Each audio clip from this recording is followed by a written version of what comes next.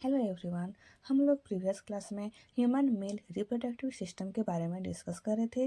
Reproductive system को हम लोग 2 टाइप में डिवाइड किए थे, primary sex organ and secondary sex organ. Primary sex organ को हम लोग बोल रहे थे टेस्टिस। आज हम देखेंगे टेस्टिस कहाँ पर प्रेजेंट रहता है, पोजिशन ऑफ टेस्टिस।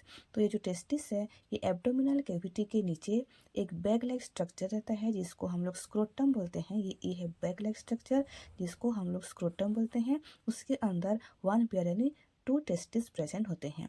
और ये जो स्क्रोटम है ये डार्टस मसल्स एंड क्लेम्स्टर से लिंक्ड होकर रहता है। और ये जो स्क्रोटम है एक मेम्ब्रेन के थ्रू 2 पार्ट में डिवाइड होता है और इसी पार्ट में एक एक टेस्टिस प्रेजेंट रहते हैं।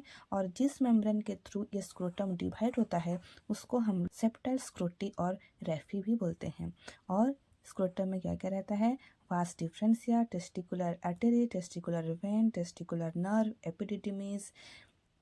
और ये जो टेस्टिस है स्क्रोटम के साथ इसको कौन अटैच करके रखता है, ग्यूबर्नाकुलम। ये जो ग्यूबर्नाकुलम है टेस्टिस को ये जो स्क्रोटम है इसके साथ अटैच करके रहता है। और एम्ब्रियोनिक स्टेज में ये टेस्टिस एब्डोमिनल कैविटी में रहता है। जब बेबी 7 मंथ का होता है तभी टेस्टिस डिसेंट होता है। और क्रिप्टो ऑर्किडिज्म के केस में टेस्टिस डेवलप नहीं हो पाता है, उसका फंक्शन प्रॉपरली नहीं हो पाता है और इट लीड्स टू स्टेरिलिटी।